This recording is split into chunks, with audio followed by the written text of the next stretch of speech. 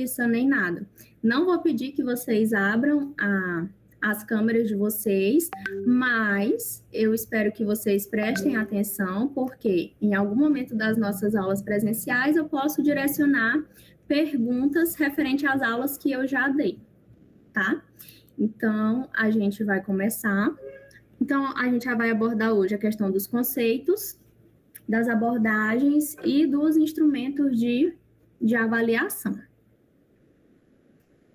Então, quando vocês forem pegar para estudar a qualidade de vida, vocês vão observar que é muito complexo conceituar a qualidade de vida, né?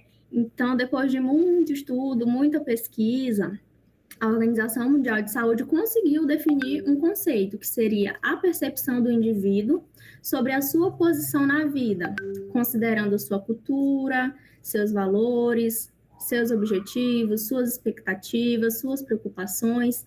Então, é como a pessoa se sente em relação a todos os aspectos da sua vida, seja ele pessoal, social, psicológico, é como ela se enxerga. Será que ela se enxerga em uma posição confortável? Ou será que ela acha que precisa melhorar em algum aspecto? Que aspecto que seria esse? Por que que ela não conseguiria atingir essa qualidade de vida? Então, está muito relacionado a essa percepção.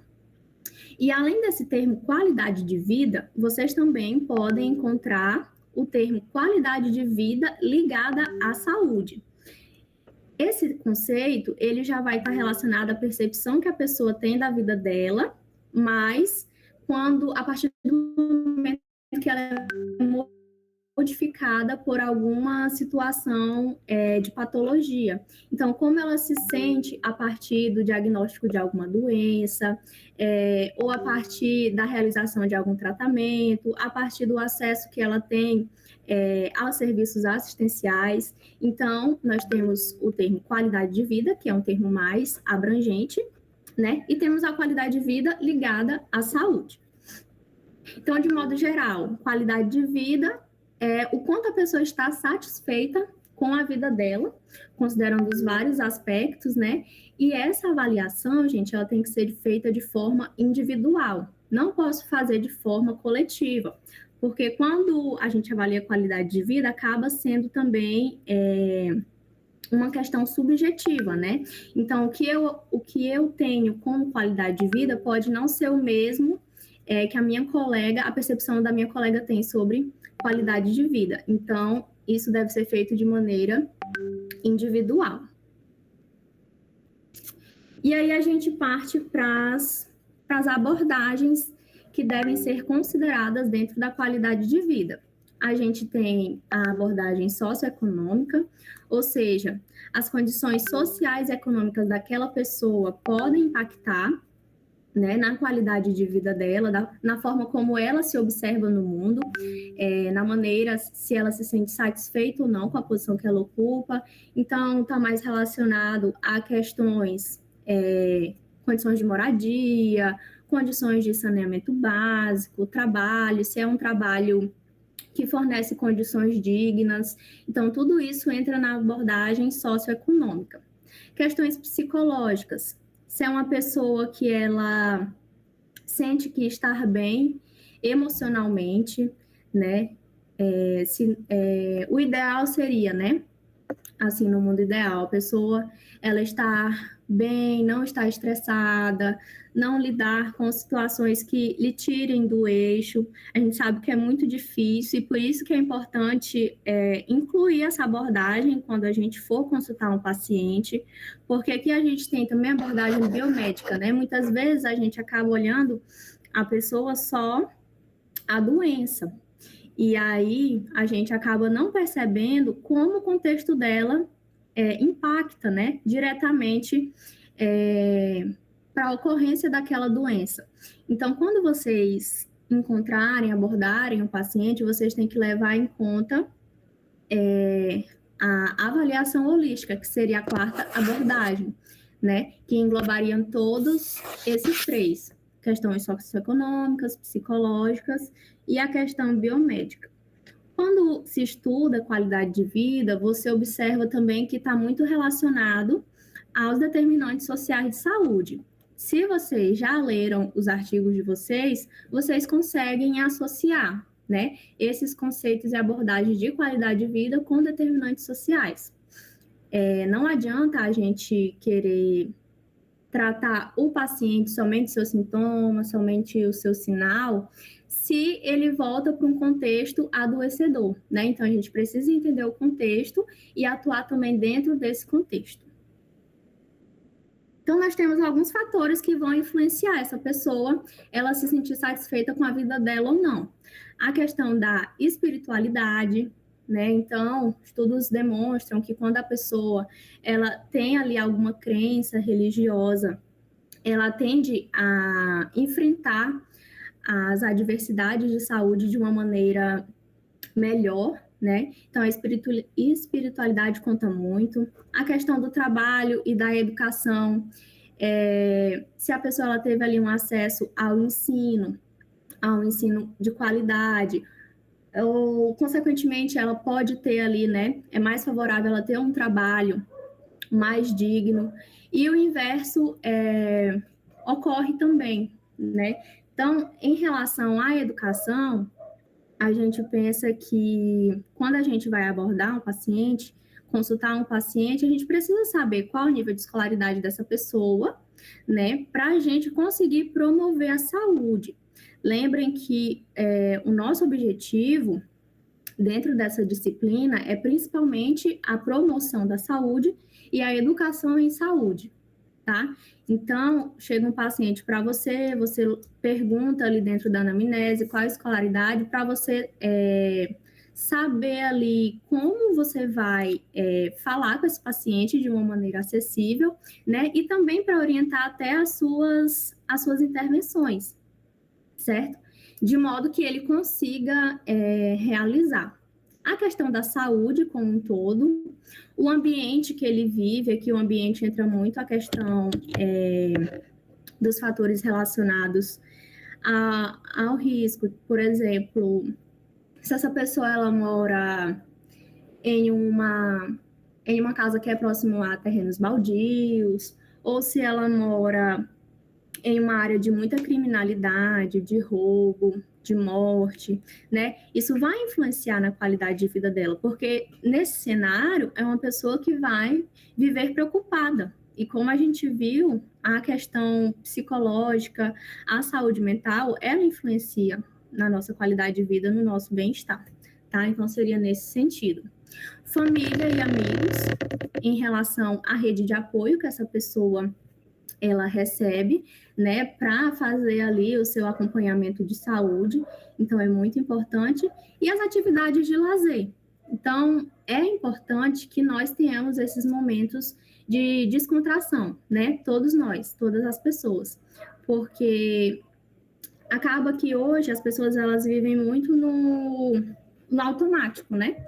Então, acorda, vai trabalhar, ou vai estudar, come ali qualquer coisa, no almoço, às vezes não merenda de manhã, daí volta a trabalhar, ou volta a estudar e volta para casa de noite, já tem que estudar de novo, ou vocês, no caso da faculdade, né? E aí, se você não estabelece como meta, não, eu preciso tirar um momentinho de lazer para me divertir, para espairecer, isso também te adoece e isso diminui a tua qualidade de vida, né? E aí, quando acontece esse impacto negativo, isso repercute em todos os outros contextos, né? Questões relacionadas à tua interação com outras pessoas, pode acabar adoecendo fisicamente. Então, para que nós possamos ter uma boa qualidade de vida, é preciso que todos esses eixos estejam em equilíbrio e é preciso que nós trabalhemos todos esses eixos dentro da nossa consulta médica. E aí, como que eu vou avaliar a qualidade de vida dos pacientes, né? Então, nós temos dois instrumentos principais. Nós temos o SF-36, que eu não vou pronunciar essa palavra, que eu não sou bilíngue, e nós temos o WOPO, assim, eu acho que é assim que fala. E aí, dentro desses dois instrumentos, nós temos domínios, né? Então, os domínios são os tópicos que são abordados dentro das perguntas.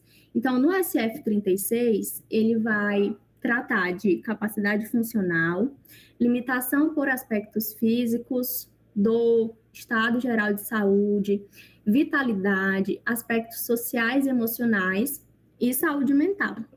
Já esse outro, os domínios dele são físico, psicológico, nível de independência, relações sociais, ambiente e aspectos espirituais. Esse segundo, o OCO, ele tem aqui, ó, embaixozinho, ele tem a versão 100, que seriam 100 questões, né, um questionário enorme, mas também a gente tem a versão dele simplificada. Então, eu vou mostrar para vocês aqui um pouco, assim, recortes, né, de cada instrumento desse, para vocês verem mais ou menos as perguntas que eles contêm, e aí, ao final, eu vou explicar para vocês como que eu vou decidir qual instrumento aplicar, né? Se porventura, algum dia, eu quiser pesquisar a qualidade de vida de alguma população. Então, aqui a gente tem o SF36. Então, é como se fosse uma escala, né? Então, a gente tem aqui de 1 a 5, varia de 1 a 5, de 1 a 3. Tem perguntas relacionadas com como a pessoa percebe a saúde dela, como ela avalia a sua vitalidade em relação à sua idade, se em relação à idade elas têm dificuldades para fazer as atividades, né, atividades de casa. Aqui são questões relacionadas à saúde física. Então, por exemplo, e tudo nas últimas 4 semanas, tá? Você diminuiu a quantidade de tempo que dedicava ao seu trabalho, realizou menos tarefa do que gostaria, que é só sim ou não. Aí, esse outro é em relação à questão número 5, a problemas emocionais, né? Então, nas últimas 4 semanas, você teve alguns problemas com o seu trabalho, como consequência de problema emocional? Então, aqui tem a letra A, diminuir a quantidade de tempo que se dedicava ao trabalho, realizou menos tarefas do que gostaria, não realizou, fez qualquer das atividades com tanto cuidado. E aí ela responde sim ou não.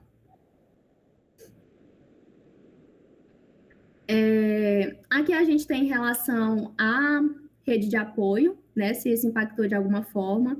Temos perguntas relacionadas à dor especificamente, então, lembrem lá dos domínios, né? Eu falei que o SF36 trabalhava a questão da dor também. Então, quanta dor no corpo você teve nas últimas 4 semanas? Aí ela vai classificar. A gente pergunta e ela classifica, né? E o quanto isso interferiu no seu trabalho. E a gente também tem perguntas relacionadas a como a pessoa se sente. Então, aqui já avalia mais os aspectos emocionais. Tem se sentido cheio de vigor, com vontade de fazer as coisas, está muito nervosa, durante quanto tempo você se sente alegre. Então, são basicamente essas perguntas, tá? Já no WOCO, esse daqui eu trouxe a versão simplificada, tá? Porque, como eu disse, a versão extensa tem 100 questões. E esse daqui não. Ele é até mais fácil de aplicar, né? Só são 26 questões. E aí ele é de uma forma mais ampla.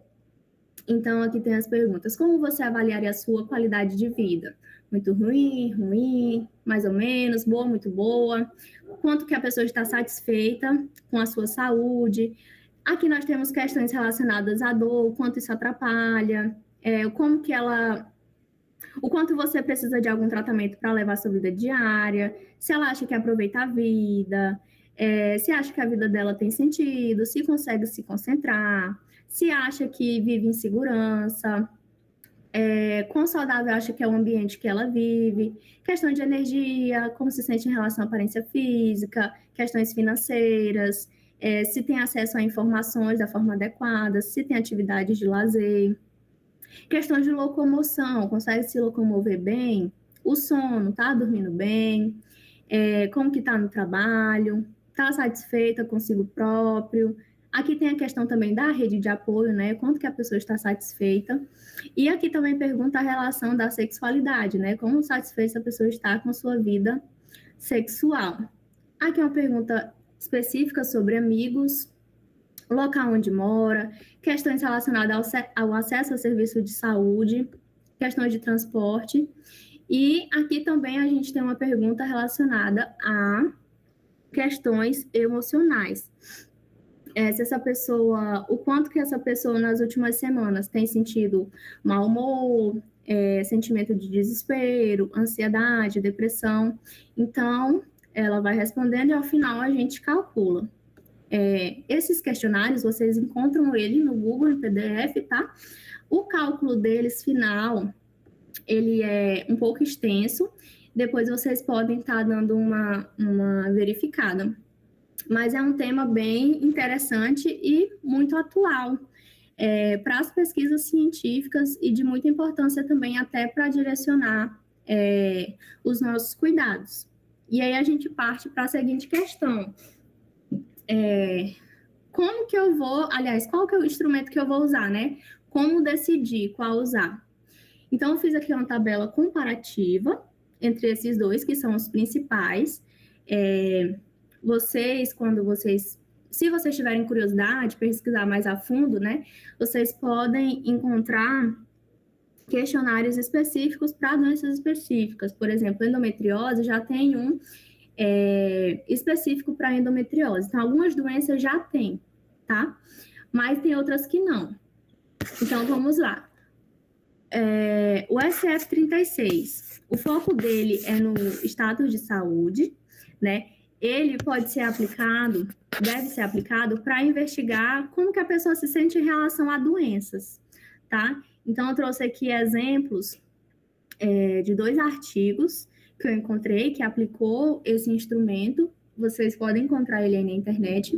Então, essa pessoa ela usou esse instrumento para avaliar a qualidade de vida em uma paciente que tem lombalgia crônica.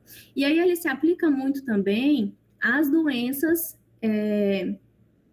que estão veiculadas a esse sintoma de dor crônica, né? Então, por exemplo, fibromialgia seria uma boa para usar esse questionário. Então, todas aquelas doenças que têm a dor crônica como característica, o SF36 ele é o mais indicado porque ele tem ali questões específicas relacionadas à dor. E o outro aqui que eu trouxe, que é relacionado à doença, é para pessoas que vivem com HIV, né? Como que elas percebem a qualidade de vida. Então, foi usado o SF36. Já o OPAL, o foco dele já é uma percepção mais subjetiva, né? E você pode usar em contextos variados. Ele é mais facilmente adaptável, né? Principalmente aquele que eu mostrei para vocês, o simplificado, com 26 questões, e dá de utilizar para diversas populações. E aqui eu trouxe 2 artigos também. Então, esse aqui, ó, ele buscou verificar a qualidade de vida de estudantes de pós-graduação em odonto, e esse outro buscou avaliar a percepção da qualidade de vida segundo atletas de natação. Então, esse aqui você consegue usar ele de forma mais ampliada, tá? E aí eu gostaria de concluir essa aula de hoje, a aula bem sucinta, né? Não precisa a gente ficar se alongando muito, que qualidade de vida não é um resultado final, é um caminho. E a medicina ela tem o poder de tornar esse caminho mais leve e possível, né? Então, quando você atende o paciente, você tem que levar em conta todos esses aspectos da vida dele, como eu disse, né? Para que dessa forma, entendendo o ambiente que ele vive, o contexto que ele vive, a maneira como ele percebe o mundo, traçar ali um plano de cuidado para aquele paciente. Então, lembrando que qualidade de vida engloba todos esses aspectos, né? Saúde profissional, saúde física, saúde social, saúde emocional, mental e espiritual. Então, que a gente sempre possa ter esse olhar macro. Aqui são algumas referências que eu usei, né? Esses 2 artigos foram os principais. Depois eu posso estar passando esse slide para o Leonardo. E eu queria saber se vocês têm alguma dúvida, se ficou clara a questão dos conceitos, dos instrumentos.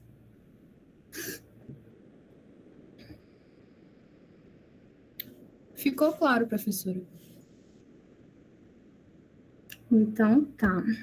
Deixa eu só.